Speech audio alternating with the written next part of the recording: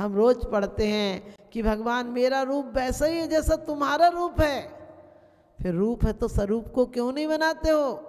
समझ में आ गया। फिर कोई हीरे का व्यापारी कांच नहीं खरीदता है, यदि जौहरी है तो हीरे ही खरीदेगा। एक सेठ जी मर गए, उसका बेटा बहुत व्यसनी हो गया था, क्योंकि अधिकांश आपने देखा होगा पैसा बर्बाद कर देता है, ऐप पैदा कर देता है। सेठ जी ने भी लाड़ प्यार में रखा, बिगड़ गया, सेठ जी मर गए। अचानक वो अपने चाचा कहता था दोस्त को, पिताजी के दोस्त को, और उनके यहाँ गया और कहने लगा चाचा जी थोड़ी सी हेल्प कर दो। तो चाचा जी बोले मैं क्या कर सकता हूँ तेरे को हेल्प, तेरे पास तो इतनी दौलत थी, तूने सारी बर्बाद कर दी, अभी दूंगा वो भी बर्बाद कर देगा। तो पिताजी उनने कहा कि कुछ तो दे दो चाचा जी, एक दिन मौका, आज पता चला कि सारे दोस्त किनारा कर गए।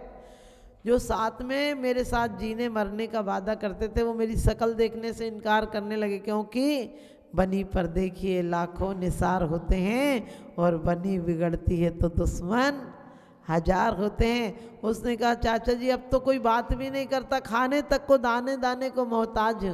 चाचा जी कहने लगे कोई बात नहीं, बगल में पत्थर तोड़ते हैं, मंदिर बन रहा है, तू वहाँ काम कर ले। अब जन्म काम किया हो तब तो काम करे, कभी हाथ से गिलास इधर का उधर नहीं रखा और पत्थर तोड़ने का। चाचा जी बोले देख काम तो तुझको करना पड़ेगा, और तू काम करके थोड़े से पैसे जोड़ ले, उसके बाद थोड़े मैं दे दूंगा, ऐसे तो नहीं दे सकता। क्या भरोसा तू काम चलाए नहीं चलाए, थोड़े से पैसे तुझे जोड़ना पड़ेंगे, और काम तुझे चाहिए तो मैं करा देता हूँ, लेकिन वही करना पड़ेगा, सुबह से शाम तक पत्थर तोड़ना पड़ेगा। फिर थोड़े 6 महीने तू अपनी गुजारा चला ले, फिर मैं तेरे को देख लूँगा। अब 6 महीना गुजारा चलाना मामूली बात है क्या? अब दिन भर पत्थर तोड़ता, पसीने आते, थक जाता, हाथ में लग जाती, लेकिन अब क्या करे, खाना भी है जीना भी है, मरना आसान तो नहीं था। और कहते हैं कि उसने 6 महीने में थोड़ा थोड़ा पैसा जोड़ा, जितना मुश्किल से रूखा सूखा खाता था। एक दिन बोला चाचा जी मेरे पे 500 रुपया जुड़ गए। तो चाचा जी बोले बेटा तुम्हें तो सिर्फ बहुत कम पैसे मिलते थे, तुमने इतने कैसे जोड़ लिए? बोले चाचा जी 2 टाइम की जगह 1 ही टाइम खाना खाया। खाना तो खाना, मैं तो 1 टाइम भी ऐसा रूखा सूखा खाता था, घी बिल्कुल नहीं खाया, और इसलिए मुश्किल से बचा पाया। जो फटे पुराने कपड़े थे वही पहने, अब तो मुश्किल से पैसे बचाए। चाचा को दया आ गई और चाचा ने उससे कारोबार करा दिया। लेकिन कारोबार करा दिया तो चाचा से वो बोला चाचा जी आपने अब इतनी हेल्प की, पहले ही कर देते, अच्छा व्यापार करा दिया। तो चाचा ने कहा बेटा दौलत तो तेरे बाप की ही मेरे पास रखी थी, लेकिन मुझे पता था उस समय तुझे दौलत दे देता तो तू वो भी लुटा देता। तूने 6 महीने में पैसे की कीमत पहचानी, इसलिए आज तुझे मैंने और दौलत लगा दी तेरे भरोसे कि अब तू दौलत को बर्बाद नहीं करेगा, अब तू पानी में नहीं बहाएगा। तुझे पता चल गया कि पैसा कितनी कीमत से कमाया जाता है, इसलिए बेटा मैंने तुझे और लगा दी। आप भी ध्यान रखना, हमें भी परमात्मा कहता लगा दूंगा, तू कुछ करके तो दिखा, तुझे पता तो चले, तुझे तो परमात्मा बना दूंगा।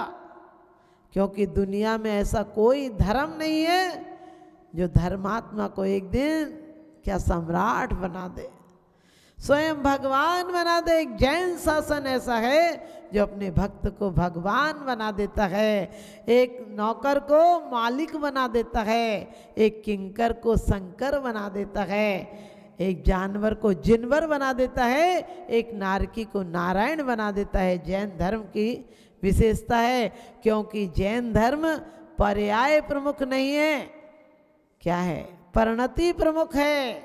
हमारे पर्याय से गलत क्रियाएं भी हो सकती हैं, लेकिन परिणति अंदर अच्छी हो सकती है। बाहर नारक कृत दुख भुगते, अंदर समरसी घटा घटी। हम भी थोड़ा सा पुरुषार्थ करें, जितनी लगन जितनी तल्लीनता हमें पर द्रव्यों के प्रति है। लोग क्या कहेंगे, आप घर में कैसा कपड़ा पहनते हो, बिल्कुल सामान्य सा। लोग घरों में तो सिंपल कपड़ा पहनते, कहीं जाते हैं तो ऐसा लगता है कि दूसरे लोग से उतर के आए हैं। बिल्कुल टिप टॉप ऐसे दिखोगे कि दूसरे ही बदल के आए हो, बिल्कुल ऐसे बिल्कुल। और आप देखो अपनी परिणति, आप अकेले जा रहे होंगे तो कुछ भी गुनगुनाते जाओगे, गाना भी गा सकते हो, लेकिन कोई दिख जाए तो भजन गाने लगते हो। और कोई बिल्कुल ही अच्छा दिख जाए कि बहुत बड़ा आदमी है, तुम्हारे को कुछ दे देगा, बड़ा इतना बड़ा आदमी है कि तुम्हारी किस्मत ही बदल देगा, तो तुम उसके सामने तो माला फेरोगे तो ऐसे जैसे अभी सिद्ध सिला जा रहे हो। क्यों? क्योंकि हम अभिनय बहुत अच्छा कर लेते हैं। अभिनय करते करते, नाटक करते करते इतने नाटककार हो गए कि यदि असली चेहरा भी हो। एक व्यक्ति से किसी ने कहा आपका बच्चा बहुत सुंदर लगता है, तो कहने लगा बच्चा क्या, इसकी फ़ोटो आकर देखना घर पर। आप समझ गए। हम लोग भी कहीं जाते हैं फ़ोटो खिंचवा लेते हैं लोग कि फ़ोटो देखना, फ़ोटो देखना। अरे साक्षात मिला उसे देखो ना। आत्मा की अनुभूति जैसी हमको हो सकती है। हम विचार तो किराए के हैं, बारोट हैं, विचार तो हौद की तरह हैं, बाहर से आते हैं, बाहर द्रव्यों से, बाह्य द्रव्यों से आते हैं और समाप्त हो जाते हैं। हमारे मन में क्या चलता है, क्यों चलता है, इस पर विचार करें तो आज हमें आत्म अनुभूति हो जाएगी। हम किसी को भी देखकर कह देते हैं ये व्यक्ति ऐसा, अरे उसकी कर्म का उदय होगा।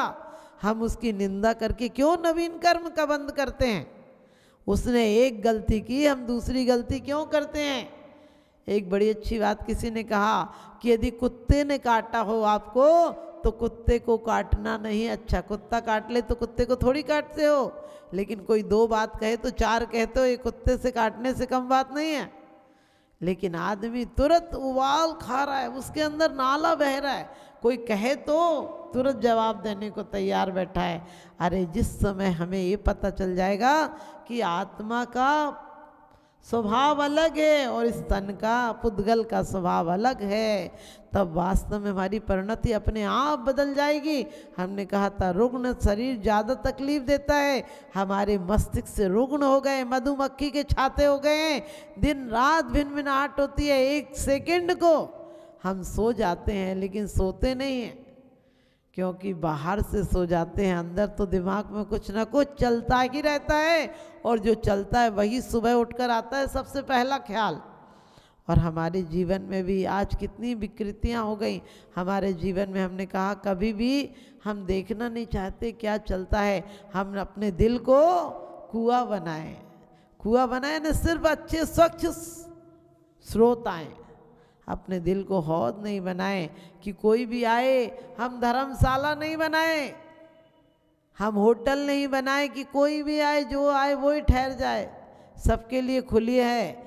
इसे मंदिर बनाएं कि इसमें पवित्र भावनाओं से आए और स्वयं को पवित्र बनाएं। क्योंकि आपको ध्यान रखना, जिसको कहा जाता है कि मत करना, उसकी तरफ तुम्हारा ध्यान बहुत जाता है। यदि यहाँ लिख दिया जाए यहाँ देखना मना है, एक टेंट लगा दिया जाए और लिख दिया जाए कि यहाँ देखना मना है, सब लोग वहीं देखेंगे, जरूर देखेंगे, झांक झांक के देखेंगे। तो हमने भी आज तक परिणति, विभाव परिणति को देखा नहीं है अंदर से।